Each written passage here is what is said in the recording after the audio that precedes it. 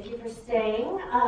We have some exciting guests tonight. First, let's bring out Elle Fanning, aka Violet.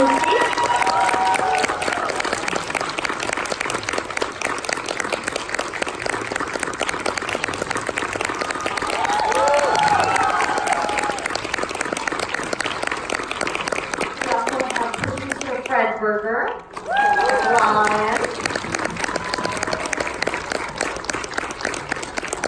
And music producer Marius de Vries.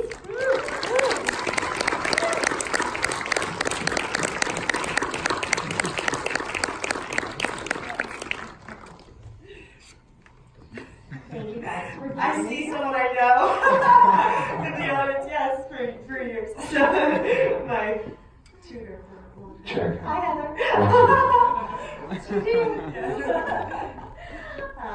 So Elle, let's start with you. I know you had been looking to do a project with a musical aspect for a while, and obviously not only did you have to sing some major songs by Robin and Tegan and Sarah, Ellie Goulding, also your own song, which was produced by Jack Antonoff and written by Carly Rae Jepsen. So why don't you first tell us, what did you do to get the part? How did you come to the attention of writer-director Max Minghella?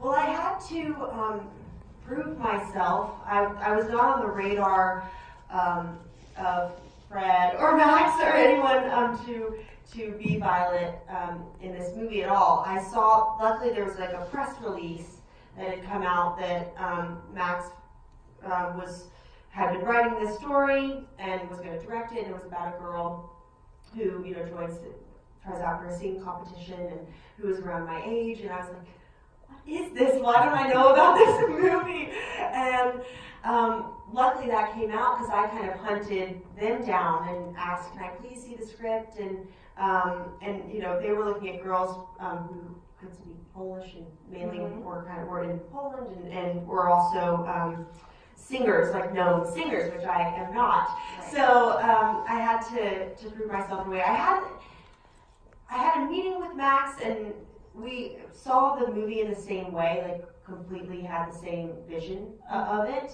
But the singing thing, luckily I didn't have to sing to like win, I wasn't put on the spot like that, but I did because I had some, I had a video of me singing already. I sang the Montreux Jazz Festival, coincidentally, Woodkid is this singer, and he asked me to perform with him. I don't even know if he knew that I could sing. Like he was like, hey, do you want to do this? It's friends, and I was like, sure. It was the most terrifying thing ever doing that, but luckily, thanks to Woodkid because I think that was definitely something. I was like, okay, she can hold a tune and sing, but there was much more that I needed to do and practice and go. So, and Marius is the one who helped me completely do that. He was like your vlog. Yes, completely. Yeah, you were my vlog. Yes, for 3 months we trained every day. Okay. So Marius, you also worked with Emma Stone in preparing for La La Land. How did you approach working with Elle on this, and what were the kind of differences in preparing someone for a kind of a more straightforward musical versus someone who has to perform, rather famous pop songs? That's a good question. The difference fundamentally is that in La La Land, which is a musical with a capital N. Right. The songs are not performed, they're acted entirely. Whereas with Teen Spirit and what Elle had to do, the songs are obviously acted, but they're also performed at the same time. So you're in this sort of balancing act between giving an account of giving an account of the songs as your character, and also projecting them into the audience. So it's two skill sets at the same time. Plus, you have to tell the story of Ingenue, who is at the beginning of a performance career, who can't really project, developing into someone who really can beyond anyone's expectations. So, in a way, what we have to do here is a little bit more complex than just acting through a musical. Because Elle, you have to sort of learn to be someone who, the first song in the bar, which is the Tegan and Sarah song, you're very humble and it's a very quiet performance. And then by the end, which we just saw, that's a huge performance. And there you do that song how many times? All day long. Yeah, yeah. 30 times. All day. So yeah, was that tricky for you? You had to kind of you had to also pretend to be a novice and then also become accomplished. Yeah, I think we were, Marius and I, we were constantly, it was finding that balance of, because Violet is not a performer herself yet. She's a growing performer, and obviously you don't film movies a lot of the time in chronological order. So sometimes, I would be at a better stage. Like personally, I would be like, oh, you know what, my voice is much stronger than Violet's voice is right now in this performance. So we would have to, remind ourselves of that, and sometimes, hold back, and even on just the performance side of the choreography and the, letting that out was something that, I would have to hold back at times. I mean, lights, she gets to, you see the hint of that a bit, but still it's not as big as the final. So I was very, we saved that, the Vibe performance was the last performance that we did, which we kind of saved that because we knew, so everything was building up to that. It was a song that I knew the least because it was picked later in the game. All the other songs were written into the script, and luckily we got those, which is very lucky. But Interscope produced the film, and they allowed, we were able to get those big pop anthems. But Vibe was picked much later, and I did not know that song as well as the others. So I was just scared all around. Yeah. I'm curious from the audience, do a lot of people know that song, Don't Kill My Vibe, at the end? Okay, I had not heard of it. What do you guys think of Elle's performance of that song? I agree.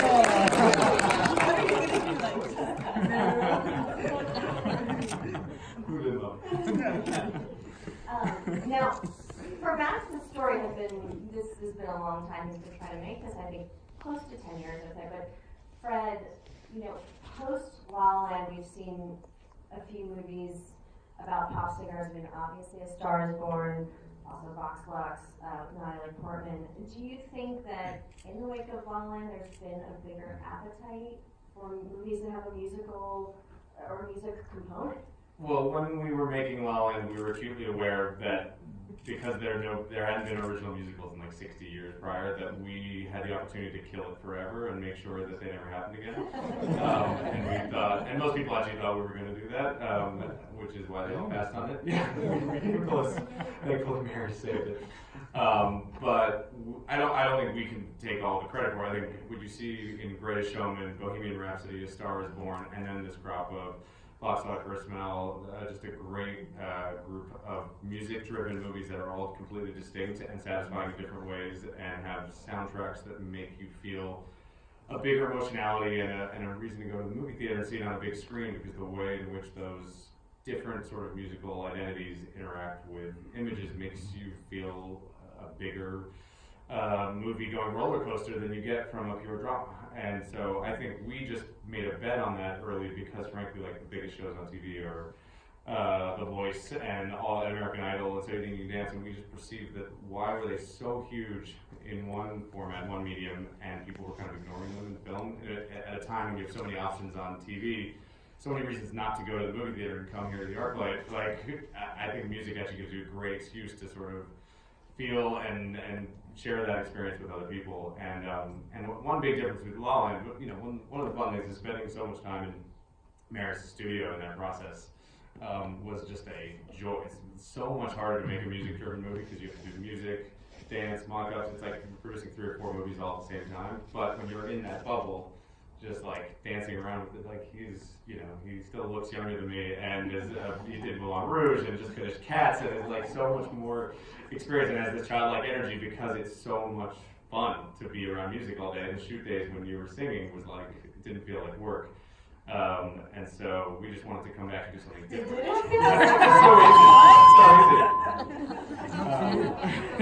easy. But the amazing thing thing is, to Elle's point as we started this, was we didn't think we could get an act. You know, the choice is always, online you knew we needed actors who could sing because it was about performance. This, we made the bet that it was going to need singers who could act, and the reality is the heavy lift of this performance, we couldn't find that. And so it was a giant relief when Elle reached out to us, thank God. And then her voice proved much bigger than anyone expected, and carries the whole movie. Woo! Elle, do you use anybody, who do you listen to, like big pop stars are you a big fan of, and was anybody an inspiration or kind of a help to get in the headspace for Violet? Yeah, I mean, I listen to all the pop songs like everybody else.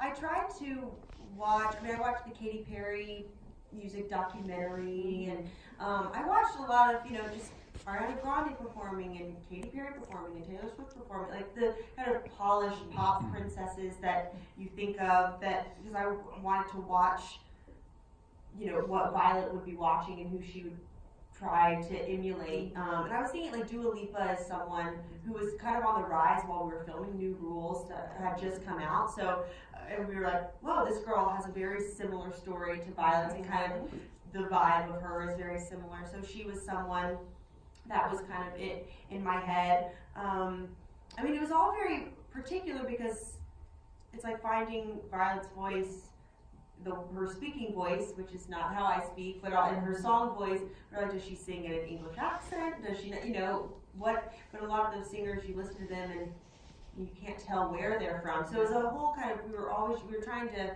figure out what type of pop star Violet would be. There's a little, I think she has a little bit of hip hop, like towards the end performance, there's a bit of that. I wasn't really trying to model after anyone, but I was definitely looking at all of those pop stars, that she would be watching. In Bjork, we went to a Bjork concert, right? Yeah. Crucial influence. Yes, crucial. Yeah. Well, for Little Bird, you would always tell me like put a little more Bjork in it. But you said that was to show her to show Elle as sort of another approach to vocalization. Icelandic. Yeah, Icelandic approach. As well as poetry. Okay, let's turn it to the audience. So, do we have any? Oh, there we go. We got one already right there. Yes, you. Yeah. Elle, I was wondering your process in learning Polish. Yes. It was very, very challenging. It's not a language that I hear often, so that for me, it was entirely so new. But I had a great Polish teacher. His name was Patrick with a Y, and he helped me with all of my Polish, and I just learned my lines. But Agnieszka she's Polish, who plays my mother, so she was on set, and if we needed anything, we would turn to her, and she would let me know if it sounded correct. Yeah. Oh, right here in the front row. What was the hardest song you sing? The hardest song, I think they were all very difficult for different reasons. Lights was probably the hardest song, just because it's so fast. Yes, so fast. So the breathing and like the stamina of it, I had to get stronger for that performance. Just to, yeah. I'm like, I think when we did that one, I think it was later on. But, No. Yeah. Also, the new video. Oh, really? Come on. Thank you. So nice. So sweet. Guys, Elle just had 21 yesterday. Can we say happy birthday?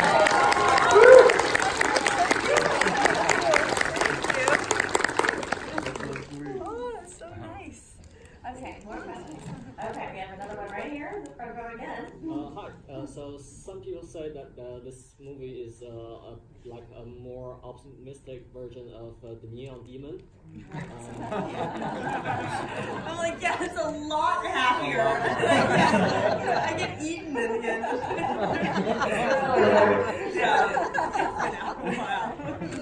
I'm wondering, like during the making of this movie, is there any moment of deja vu appeared in your mind? No.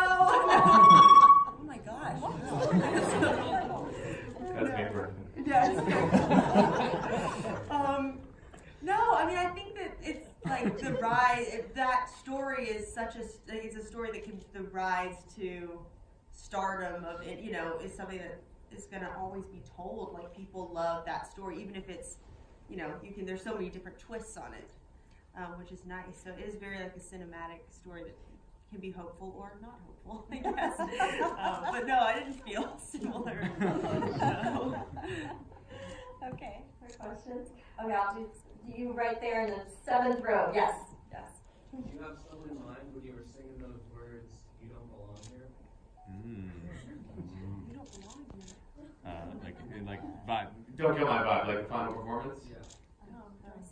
We don't belong here. I don't either. Very emphatic. I think. Well, is that in Vibe? Is it in Vibe? Yes, like Yeah. who are Yeah. you being defined Yeah. and rebellious Oh, to? okay. Really tell me fuck off. Gosh, I feel like I know. I think. Oh, yeah.